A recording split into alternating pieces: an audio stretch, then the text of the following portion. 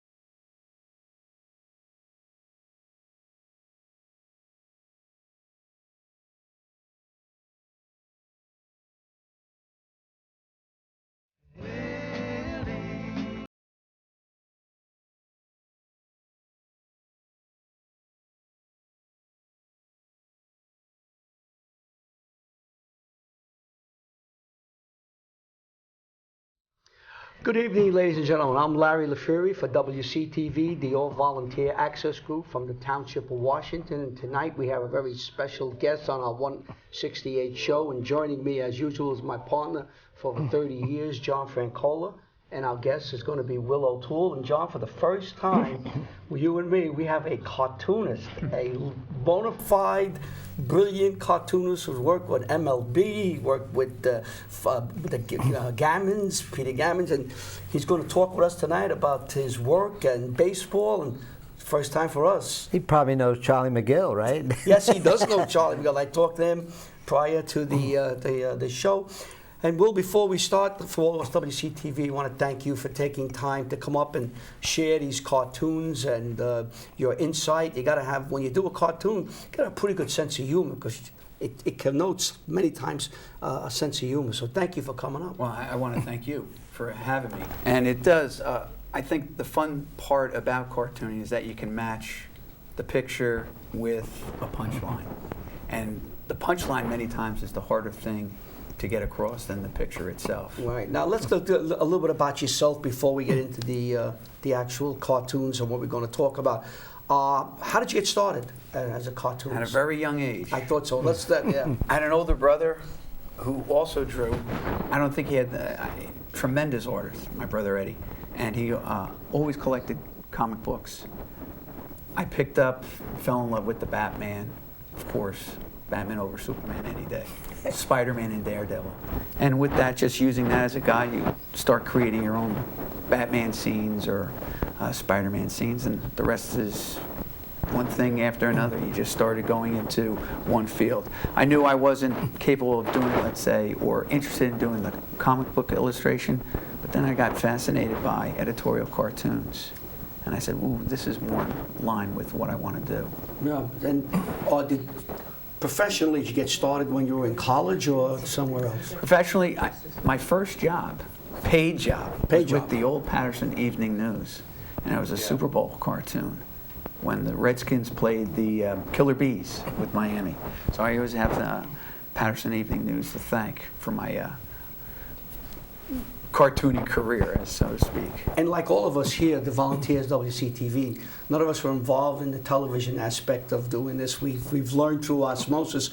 You have a second life in another profession, which is very rewarding to you, and telling people a little about that. I teach, and presently I teach in West Orange. Got a great bunch of kids. The cartoons really help make connections with the kids. They find that literature can be more entertaining and educational and enlightening when you can somehow focus it with the cartoons or a visual with it. So you cartoon in every day or once a week? How does that work? As much as I can, and I'm just not using my own pictures, but other artists like Bill Watterson or Mike Ramirez or Mike Peters, anyone that I think is apropos to the lesson. or when I can use it for the lesson. Do you get involved with the art in school? You know? Yes, I do. In fact, what's great about the cartooning, I have a number of students that would never have, or they're very interested in cartooning, but they didn't have an outlet for it. Now they have a teacher who's into cartooning. I'm fascinated. They have more talent in their pinky right now than I do in my entire body. Okay? And they'll come to me, and it's the greatest feeling. Hey, can you show me how to do this? Do this. The nicest thing is when they draw you a picture, put it right up on the bulletin board, and it's fantastic, the mosaic that it produces at the end of the year. Just different genre. You know, they're into the anime, and the kids love doing the Disney, but then they also start to gravitate toward establishing their own style. It's amazing what they can do. Right. Amazing. Now, tell us a little about the professional part of it. You worked with a number of individuals and organizations. We mentioned MLB. Talk a little bit about that. Well, I haven't quit my day job yet. Right. It's a tough field. It's just like any other, you know, if you see it as entertainment, it's tough. And the ones who make it to the top are going to, you know, do very well. But you have to continue and just see it as a focus and say, this is what I want to do, and just continue with it. But I've worked for Nesson. I've done work for the Sporting News, CBS Sports. Right now I'm doing some work for Gammon's Daily. Peter Gammon's from the old Boston Globe and with ESPN. So that's where my outlet, mostly baseball cartoons. And he's also allowed me to do some essays, writing with the cartoon. So Well, it's that's worked fantastic. well. Yeah. And we could see that if people want to see that. Is there a site they can go to, your site or something? They can go to gammonsdaily.com, and he's been great. He's given me my own little corner, the painted corner. You can scroll down on the front of the website, and I have a cartoon there, usually one a week. During the summer, of course, with baseball season, I try to get 2, 3, maybe even 4 a week. And the person can go in, see that, click on it, and then see all the past cartoons and essays I've done. Get to any big games? Any World Series, All-Star games? Haven't been to the All-Star, haven't been to the World Series yet, but I do a lot of work. I work part-time for Army football, so I've gotten to see some games. Oh, we've done for Army Mike. football. Yeah, Right. we were up there. That's what we were talking about. Right? That's another story for another that's show. right. We've done a number of Army games up there at West Point. It's a beautiful site. It's the greatest venue for college football. Oh my God! When you look over from the press box, it's very high. You look down, and you see the Hessian Lake, and the trees are turning in October. It's just beautiful. Where do you get your inspiration for these cartoons? How does it come to you? Middle of the night while you're shaving, driving Sometimes, home? literally, when I am shaving, which is why I'm nicked a little bit here as we speak. You knew that, or did he give you that information? No, I just. It just happened. There are times, the cartoons I did today just came in rapid fire.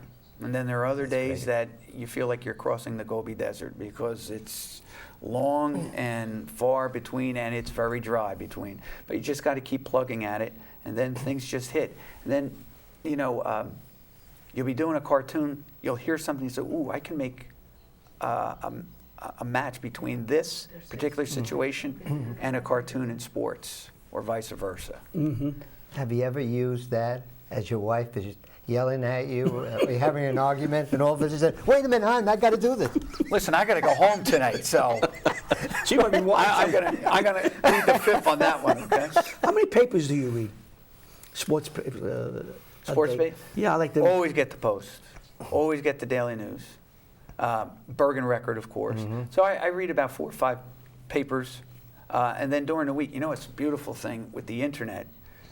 You can just go to the different newspapers in all the cities, and they usually have you know, the ability to access their sports columns or whatever. In fact, I had done some cartoons for. Do you remember Woody Page? Yeah. Yes. When he was with ESPN? Yes, he's with ESPN. He had his own site. I was doing some cartoons with him, just as a matter of, you know, just trolling the internet. Boom! Didn't realize he had a site. Was doing some cartoons for him. Right. So we'll look at so that's what I'm doing. Let's look at some of your cartoons now. We'll start. Okay. They have some cartoons in the control room, and just tell us what made you do this cartoon. When did you get the idea to do this cartoon? Then we'll read it. And It's funny.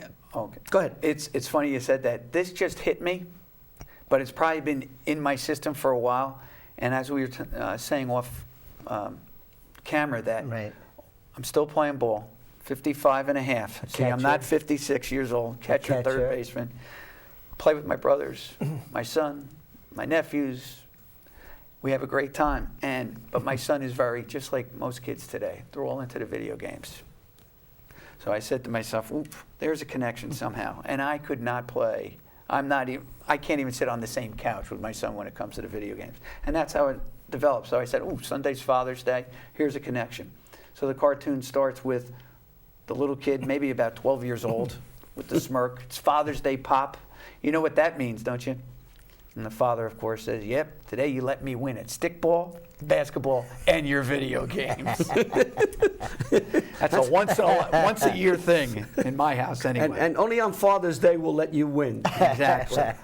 That's a good one with Father. And it tells a lot. It tells you about it. We have Father's Day being covered. Exactly. And that the kids are very good in their games, and we're not. Very good. Now we have another cartoon up here. Now, when did you do it? You did this tonight, or you did this? No, I did this a couple of weeks ago, and again, this is just something that hits. Sometimes, and this is what I really enjoy. I like mixing the sports with the politics. And of course, here's Cleveland. And they're dying. I'm telling you right now, NBA, I am sure, wants Cleveland to desperately win, because then they can be the sport that took Cleveland off the losing end of things. And I don't think everyone's talked about that, but they haven't had a great season since Jimmy Brown was there. Well, you know the movie? In football. What was the movie? Major League 1 and 2, right, where they tell you the team with the Cleveland Indians. They must have paid MLB to get the rights to put. And the owner of the team wants a losing season, and they bring everybody in that's supposed to lose, but they turn around and win, and the city's going crazy. Sure, if the Cavaliers can win, that'll make Cleveland go through the roof. And just think what it will be, will do for the NBA in terms of marketing. We're the sport that got them off the stuff. Yeah, got them up. See, what I did when I was going to school in Ohio, I used to be on a drummer, the Indian out there. You were a drummer. Of course. But yeah, that's right. another story. And that game is going to be played on Sunday night, 9 o'clock, prime time. It should do very good with the ratings. 7th game. You have James. You know one who's going to win? Oh, Cleveland. You think Cleveland's going to win? Cleveland will win. By 10 points. No, I think the Warriors will hit 17 threes and win the game. What do you think? What do you think? Well, I'm not saying anything right now. I'll wait for the game. Now, listen, I have a lot of kids who are Warriors fans, a lot of kids who are Cavalier fans. Oh, I understand. Yeah, but listen, I'm teaching in a town where Kyrie was from. Oh, so. Okay. Oh, all right. Very good. All right, let's look at the next cartoon. Okay. Oh, you want me to read this? Sure. Oh, read this. I'm sorry. All right, first fan over there. Can Cleveland fans get just one championship? We're great fans. We're patient, tolerant, and loyal. Heck, we'll practically do anything to bring home a title, like hosting the GOP convention. That's very good. See, this could be a card that you go in the store and you buy. We can go to the... And you send it to a friend in Cleveland, thinking of you. Even the other one. That's and you could easily replace this with Philadelphia instead. Yeah, you could do that, sure. Yeah. With the Democratic convention. Okay, let's see the next one we have here. Sure. They're moving quick in there. They're keeping us on our toes. Okay, you read it first, and then we'll talk a little bit about it. We were talking off camera again about softball and suds. They just seem to go hand in hand. So yes. 3 guys, teammates at a bar, talking about baseball. And the one fella says, seems that everyone just argues that steroids have skewed hitting stats, but there's been another thing in the game that's juiced the offense too. Second fella says, what's that? Third, the DH. Yeah. And we were talking about this, and nobody realizes how much the designated hitter since '73 has really changed statistics. And it's funny because I used the verb skewered, not knowing that there was a fella from Major League Baseball a couple of years ago. I was looking this up today as we came. Terrence Moore, who used the same term for his story about, and he took, let's say, the top 10 or 12 home run leaders of all time and deleted their home runs when they hit them as DHs. Changes the whole landscape. Sure. All of a sudden now, Babe Ruth becomes even more unbelievable. Well, you look at a player, just to take one player, Big Poppy up in Boston. Right. Now, if there wasn't a DH, What would he do? He would retire because he can't play the field. He'd be playing in my league. A lot of these look at them. You have Alex Rodriguez now. He's going to play 2 years. He'll never see third base again. No. So the DH has changed a lot, so that players who would have a 15-year career might have a 22-year career. Without a doubt. Because they're playing. Also, it changed the landscape in the National League to the American League for a pitcher. When you pitch in the National League, you have the 7th, 8th, and 9th. Well, the 7th and 8th could be 250s. The 9th is 100, 110. It's almost an automatic out. You also have the strategy. You're losing 1-0. Your pitcher's pitching a 3-hitter. There was an error. Do you pinch hit for him in the bottom of the 7th, or you let him go out? You let him hit. I mean, these are my age. People of my age want to see the pitcher hit. They don't want DH because they want to see the strategy. The younger kids want to see the home Right, runs. and I got to be honest with you, I'm with you. We're on the losing end here. It's never coming back. The owners, the union won't allow it. But the point is, I got a kick out of watching Bob Gibson win a game with a home run, or Ferguson Jenkins, or Tom Seaver. They did all the little things that made them 20-game winners, not just on the mound, but they could win a game with their bat. And listen, the greatest player of all time started as a pitcher. Can you imagine if they had the DH? We would never have had Babe Ruth. He would be at 900. Yeah. 900. But he probably would have been dead because he'd be drinking and eating hot dogs. What happened? Yeah, next cartoon. Oh, next one. Next one. Okay. This is something that we were talking about too. It's a scary situation, and we just had one in Kansas City and Baltimore the other day, and it's the strike zone. Now, everyone knows if you go to the rules, I'm going to go to you with this because you're the umpire. Go for it. But it's the letters to the knees. Now, the interpretation of letters to the knees is interesting. I like calling it. I'll tell you, if the kid can get it over the plate, it's a strike. It's a strike. But unfortunately, we do have headhunters in the game. We do have brushback pitchers, and there's a totally different thing, I think, between a brushback pitcher and a headhunter. And the strike zone, unfortunately, for some of them might be the head.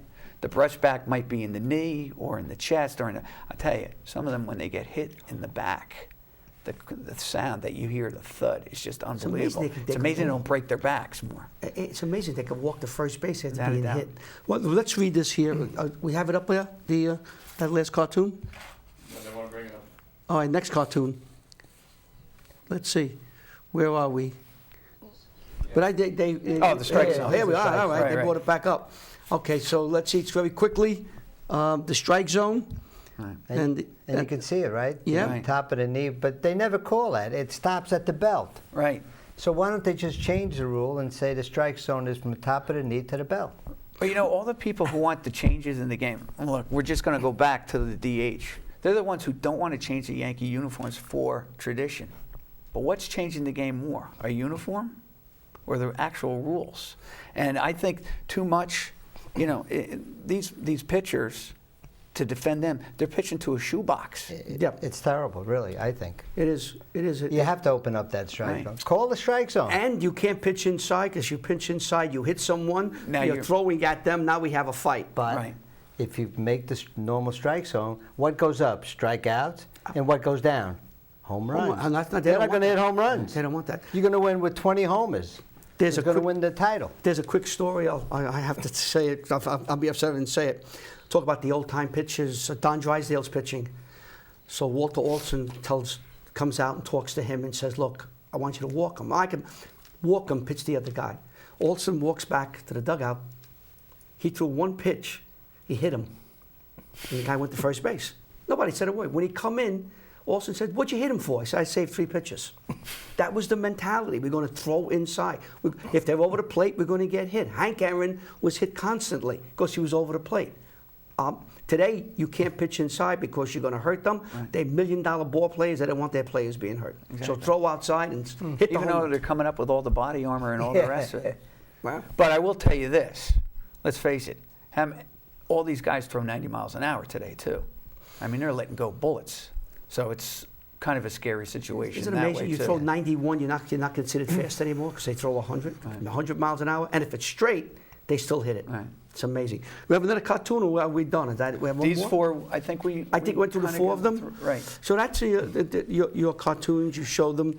Are you doing anything? You thinking anything about the All-Star game coming up next I month? always do an All-Star game cartoon, and the last couple of years that I was doing it, you know what I do is I used to collect the baseball cards, and of course, last year or last year's was in Cincinnati, or it was a.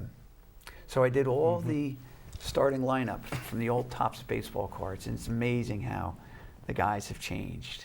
It's so Gil Hodges in that '70 All-Star game. I'm just using that one. Gil Hodges was the NL manager against Earl Weaver. Seaver started against Palmer. And I love looking at the All-Star games now to see how many had future Hall of Famers in it.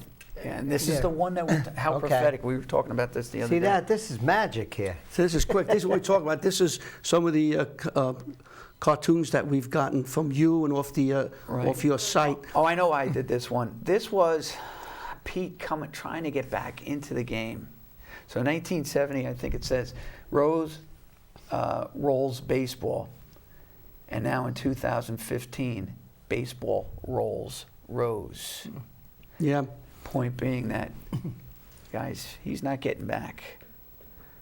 And he shouldn't be back. He shouldn't be back.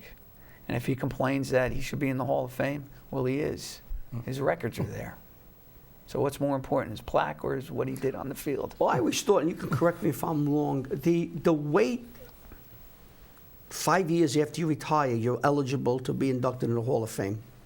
And part of that 5 years is to see how you react outside baseball. It gives a chance for the baseball writers to take a look, back up and take a look at the whole body of work that you did.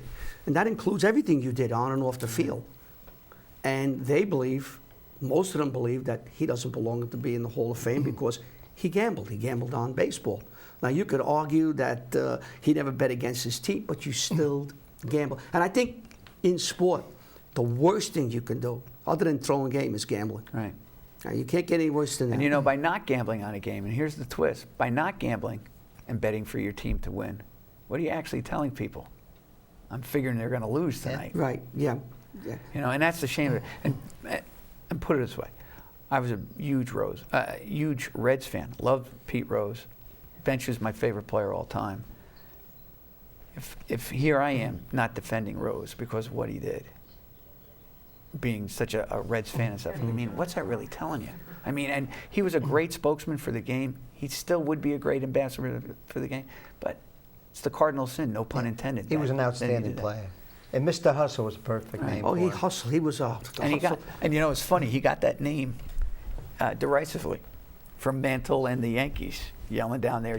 And instead of complaining and whining about it, he took it as a, Medal of Honor. Charlie Hustle. Or, a badge of honor. I still could see him coming around third, and you have Ray Forsey behind the plate. All-Star game, wasn't it? All-Star Yeah. game, and Well, he came in, he barreled in. Oh my God, I couldn't believe that. But the funny story about that is, you might know, he had dinner at Ray Forsey's house the night before. And that was it for Ray Forsey. And here's the thing. Forsey was a great catcher. Here, what you could say about Forsey, if that doesn't happen, he's stuck in Cleveland for the rest of his career. But he gets traded and plays for 2 Oakland A World Championship teams. My whole point, though, with we were talking about the All-Star game. He got criticized because he said, listen, it's just an exhibition game. Why are you taking it so seriously? But what did Bud Selig do, or Commissioner BS? He turned the game into, hey, listen, the winner gets home field advantage. If I'm playing for home field advantage and I know I'm going to the postseason, I'm going to barrel over that catcher who may be playing on one of the last place teams because I want home field advantage. So now you've taken something that was an exhibition and you put seriousness on it.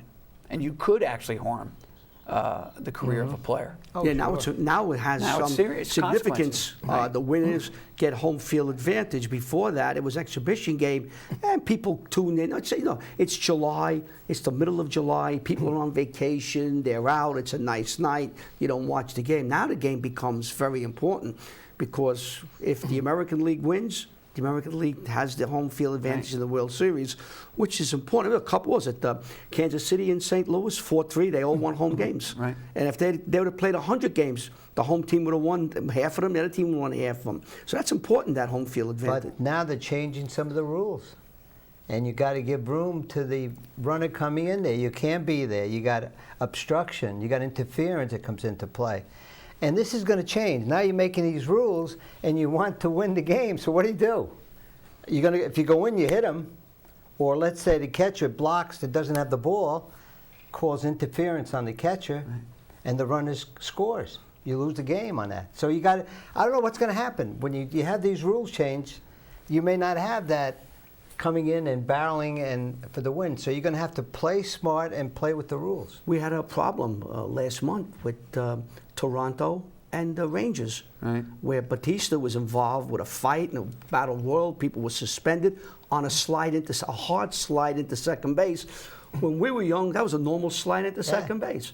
Then you had the Utley slide last year where he broke the shortstop's leg, and they're still booing him when he comes in. So these are plays where these guys play hard. They're professional. They're playing for money, and they got to take the aggression away because I'm paying you $17 million a year. I don't want him to break your leg. Yeah. But one thing you do know, and you know, they always worry about these guys changing teams. Are they all buddies? And the Batista, the strike zone, like we were saying, these brush back pitches. These guys, once they cross those lines, they're competitive. They may be buddies off. Oh, sure. But once they cross the line, so the people are getting. I hate saying that, but they're getting, you know, their money's worth. These guys are out there competing every night. Oh, I think once they cross the line, friendship's out the window. Yep. And it's not even, I believe it's not even money anymore. It's the sheer competition to win. Yep. They're driven to win. They don't want to lose. And they'll do whatever they can legally to win. Well, the interesting thing with all the money that they're making now as opposed to years ago, it almost gives them like a comfort zone.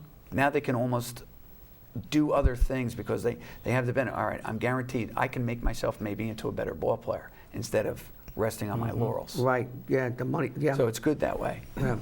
What's up, Emily? Ida's favorite cartoon. This is Ida's favorite cartoon. Oh, okay. All right. That's our director in the control room. Okay. This is our favorite cartoon. Well, this was last... She's a Mets fan. Oh, okay. I love the kid on the right, Jacob deGrom. And it's Zach Greinke and deGrom. I did this because they both seemed to me surfer boys. And what was great was that they were both neck and neck with the ERA title last year. And deGrom was under 2, so was Greinke. And listen, deGrom finished above 2. Still a great year. And they just remind me, especially with the long hair that he has, they just remind me of surfer boys. That's why I did it. Larry. Another one here. My own PSL. Oh, my PSL. Oh, here we go. You're talking about in football the PSL there? Right. Public seat lines? Oh. And this was all, and of course this goes back a couple of years with the occupation Wall Street and the 1%ers, and you know they're arguing about everything. And I said, you know what? Let's take a twist and put it into sports. So what were they arguing for? My own PSL seats. I have them. I have the I have the PSL seats for the Giants. Yeah, that's another show we have to go into. I got on my soapbox about that. You know, Larry, he has to explain now. A camera person wanted a question. How long does it take one of these? I know you get up in the middle of the night sometimes. It has happened. From start to finish, it takes me about 45 minutes. So I can turn a cartoon from concept, pencil, ink, painting, and then get it out in about 45 minutes. 45 minutes. Right. From the time you get the thought, this is what is it in your mind what you want, or as you drawing it evolves. It's a great question because sometimes you'll be just drawing a cartoon and you say, you know what, I like how this looks. Now I think I can fit this. Like perfect example was the Father's Day cartoon. I was just drawing a crazy bratty looking kid with this big heavy-set father. Or a person. And I said, ooh, you know, I can turn this into a Father's Day card. And then it just came into being. Other times, you know what you're going to say is the punchline. And then you started from the end. I know this starts funny. You actually do the cartoon from punchline, or you start it from the end and work your way back to the beginning. Really? Yeah. Yeah. And so Because you know what you want to say as the gag or the punchline or the serious thing. Many of my cartoons are also serious. Like I've done the Strike Zone or something similar to this before. I did a cartoon years ago about making the Pro Bowl. And it was just all in black and white. A guy heavily tattooed, big lineman. And I went through, I've been practicing off-season training.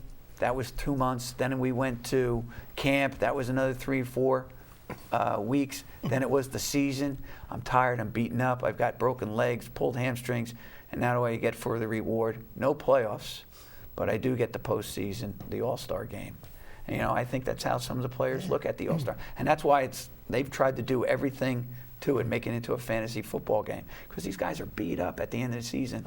And then they got to wait 5 weeks to play it. So they just get back from being repaired, and now they got to go play.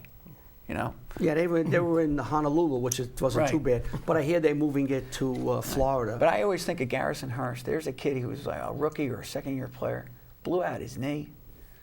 The NFL didn't take care of it. He wasn't. Of course, they don't have guaranteed contracts. The kid's career was finished because of an All-Star game. And he was probably afraid not to show for fear of, retribution. How many? We can get into the football aspect. We come back. We have to bring you back for another show. No problem. For football. But we were talking to the head coach up at St. Joe's, Augie Hoffman, and one of the things he mentioned, there are a lot of kids out there who can play in the NFL but never got the chance, either through injuries or they were 5 and 6 deep and were never given the reps to show. And the injuries knocked them out, and they're doing something else and they never play. Victor Cruz. Right. He was a free agent. Look where he is. Listen, who knows what could have, He's back. Or Victor's back. Poor Eric LeGrand. Yeah. I mean, I was there at that game with the Army and, broke his neck, quadriplegic. Courageous kid. I mean, but you never know what could have happened. You don't know, especially in football. I think football more than any other sport, the injury bug will slow you down or even stop you more than any other sport. Maybe pitching with the elbow you could make an argument that could, but football, you never know. You're running around. Yeah. I was at a practice at MetLife Stadium where a football player caught a ball in his shorts, no helmet, took one step, fell down, he blew out his knee. Nobody touched him, nobody's around him. So you never know. I mean, how many times I'm just going to go back to baseball. How many times you hear this? Guy bends down to tie his shoe. These big, awesome athletes they watch nutrition, they work out, and he, blows out his back tying his shoe. Look at Teixeira, all these injuries. I mean, this is crazy. Here's a guy getting all this money. All of a sudden, he comes back and he goes back out. Yeah. I mean, a swing, a move. And there's a guy who's probably lost how many games in his career? I mean, you're talking about a guy maybe who could have finished his career at 550 in terms of home runs. Yeah.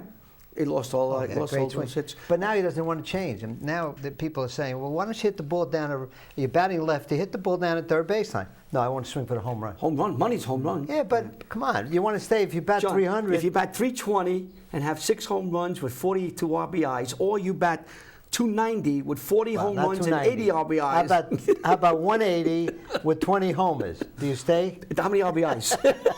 How many RBIs you give I me? watch these guys, and the pitch comes, if it's not in a wheelhouse, tell them, you know what you do? You do a little McLean. Willie, Mickey, don't worry about it. I'm going to throw you a pitch right down the middle, you hit the home run. Mickey Mantle. And wait, so you do it with everybody else. You pay the batter. He said, look. I want to thank you for coming in. This was wonderful. It's great. What do we have? What happened? What? More slides. More More slides. I thought they were done. Oh, here we go. Yogi Berra. Oh, my God. See, Yogi, you finally came to the fork in the road and took it to us. Yeah. Yogi had so many of these statements, right? So that one came to me because I said I had to use. I love. I know this sounds kind of crazy, but doing the pearly gates, it's an honor to do it for when these great athletes finally pass away, because you go back. I was just doing the Gordie Howe one. I had the cartoon of he finally traded in his Red Wings for Angel Wings, And here's Yogi with all of his great statements. When you finally came to the fork in the road, and you took it right to us. He had the best line that I remember for Yogi of everything was when he's sitting down and he said, "Well, no one goes to a certain restaurant because too many people there. It's too crowded. No one goes there. Well, it gets laid out here kind of early." Well, you know what's funny with Yogi, and I know this would Did you be. ever meet him? Yes, actually played with his son Dale. Softball way Dale, back when. Great okay. kid, great guy, great guy. You knew the first time you threw a baseball with him that he was amazing. There goes your arm. There goes the mitt. There's a hole now where your arm was. So you He met was Yogi? unbelievable. How'd you meet him? He used to go into the same food store as I did. And he was a very great guy. And of course you would see him at the museum. You can't help, I grew up in Verona, so you can't help but go to the museum. It's a great place. And I've always argued that Yogi was probably the greatest winner in American history. I know people say, well, Russell, but if you take a look at his body of work as a coach, do you know how close he came to winning the World Series with the Mets? And obviously with the Yankees, but with the Mets, with that team. Yeah, he was very close. They lost to Oakland. Right. 4 Catchers games to make 3. great coaches. Yeah. What was it, 14 championships he has? Right. And then he had a number with coaching. Coaching, managing. And then he managed. Well, he never won technically with the World Series, but he got them there. So I did a whole thing against with Bill Russell against him, and Yogi came out by one more championship because of the coaching. 2 great players, both icons in their games. Yeah, 2 of my favorite players, too. Yeah. I mean, and I just think it's a fun debate. And yet, if you ask people, Yogi doesn't make Mount Rushmore for Yankees. No. And maybe he should. And that could be another show. Well, but the reason is because on Mount Rushmore you got Root, Gehrig, DiMaggio. And Mantle. Then you got to throw Mantle in there, okay? Right. So you got 4 of them up already, and then Yogi could So be where the- does Yogi? And He then, has to you be know, 5. there's going to be people 20 years from now who are going to say, why isn't Mariano up there? Because they're going to find out that there's no other pitcher like Mariano for what That's he's right. done with That's- this game changing like it's done. That's why you need 5 years to pull back and see his body of work and what he did and how he was the greatest relief pitcher of all time. Now you put him up there. Does Yogi drop behind Mariano? Right. And all 4 of those guys were icons. I mean, Mantle was the embodiment of the 50s. He wasn't as good as DiMaggio Willie was the Mays, embodiment though, right? of the 40s. He What's that? wasn't as good as Willie Mays, though. I can't say, you know what, I never got to see them, but I've got brother-in-laws and cousins and stuff who are Yankee fans who say that Mays was the greatest. And what I always look at Mays with this, he doesn't have the same consistency as some of those, but if he needed to lead the league in triples, man, he led the league in triples or home runs or RBIs. So he was just, Yeah, Mays was you're talking about 3 well, guys yeah. in the So- city. And 660 home Are there runs. any more cartoons? I have a question for Will before we leave. I don't want to leave any of the cartoons out. We're done. In your, let's say your lifetime, no, for you studied baseball. Who do you consider, it could be a tough question, who do you consider the greatest ball player? I'm going to be prejudiced. Well, it's all fine. I love Jimmy Bench. The greatest player The throughout greatest ball history. player. Well, you know, I'm very lucky. I do this with a Not buddy that of you mine. saw, that you, Right. even prior to... And I'm going to tell you, I'm a lucky guy this way. I probably saw the greatest horse in history, Secretary. I saw the greatest hockey player in history, and that's Wayne Gretzky. So the greatest basketball player in history, Michael Jordan.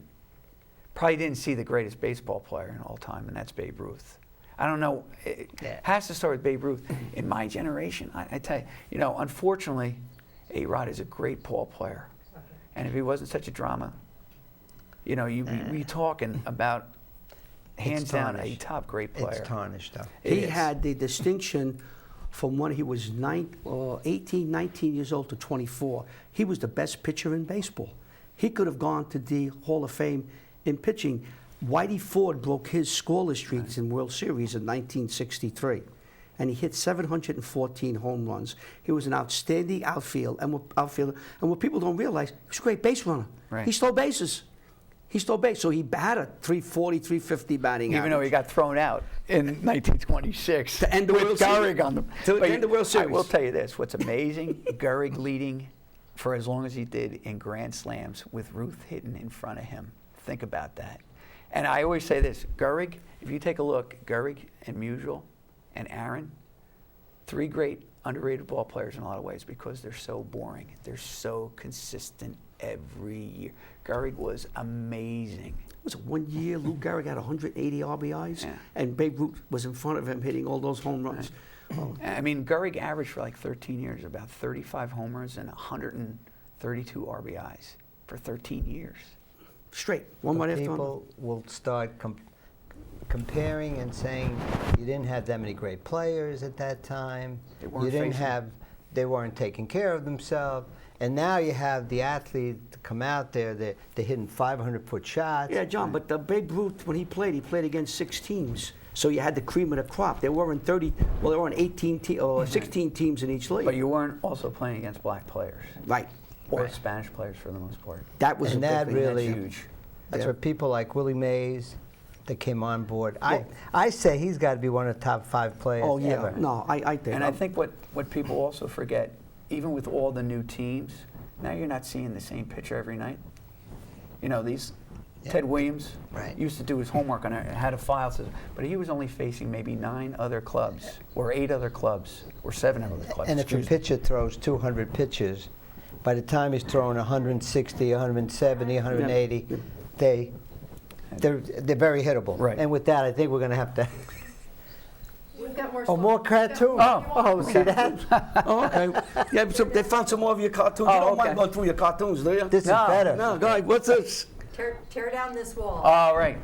This was 21st century, and of course the Cubs, the Clevelands of baseball, haven't won it at all. And this was a couple of years ago. So this is tear down this wall. Of course, play on words there from politics, but tear down this wall. They're going from the 20th century into the 21st century, and they're saying, can we just win? We haven't won in over 100 years. How about this year? This year could be the year. If the Cubs get into They'll the fall. World Series, would it break all-time viewing records for TV? Will the audience Just think how beautiful Wrigley will be in the fall with the ivy changing color on HD TV and everyone rooting for the Cubs. And they'll be up 3-0 like the Yankees, and somehow they'll be up by 10 runs in the bottom of the 9th against the other team, and somehow they'll give up 11 and then lose the rest of the series. How about the Yankees being 3-0 against Boston? Exactly. Mariano, one of the greatest reliever, loses in 2 games. It was a single and a stolen base, and everything went downhill from there in the 9th inning. But typical Cubs, they would take that Yankee and just copy it, and that would be the Cubs' finish too. No, I think And this they'd have year- Bartman throw out the first pitch in that game. You watch. I would love to. If the Cubs win, he's got to come back. We've Yeah, got to the talk Cubs about win, that you again. have to come back You and- have to make a cartoon, a big cartoon. You must start thinking about this now. The Cubs win. The Cubs win. Oh, John Sterling. The Yankees win. Duh. You have to say duh. Probably all the Cubs fans saying, "I still don't believe you." They're on the vine holding up there. He'd have a cartoon with the Cubs having the parade in Chicago, and he'd have a sign. I still don't believe They it. may decide to take the lights out and go back to no lights at Wrigley Field. If So they it's win. great. It's great. We have any more cartoons or we're done? The man wants to go home. We got all right. We can go. I hope you enjoyed yourself. We sound loved nice it. and I easy really here. appreciate it, This Don. is a It lot was of fun great. here, and we enjoy you coming. We'd love for you to come back. Maybe around World Series time, we could discuss some Whenever. the That'd be great. playoffs, the World Series. Maybe we get into some football, basketball. Do a And you long can time. always come with us when we're doing games. Yeah, you can always come Count to on the gym. But that's how you Yeah, you right. saw us. We were at FDU doing Well, you the guys know I basketball. love doing the stats. I Yeah. love we need stats. people to do stats to keep us going. So I want to thank you for coming. Again, please, let's look for you to come up here, say in October, when the playoffs are coming, maybe just prior to the World Series. Bring a couple of your cartoons, and we can discuss the playoffs, the World Series, and what's coming up then. How's that? Just text me because I finally learned how to do that. Oh, that's very good. And the last thing I want to tell you, Superman rocks. Oh. Okay? You said you... Batman or Superman, I always say that. Superman or rocks. Superman. Well, I want to thank Will O'Toole, the gang here at WCTV, Emily, Alicia, Shane, Ida, and Ricky, and Nick are in the control room driving us here. John Francola, Larry Ferry. We hope you enjoyed the show. It was a lot of fun for us. We hope you enjoy it. We'll be back next week with our musical show, our summer musical show with Donna Reluccia. Goodbye, everybody.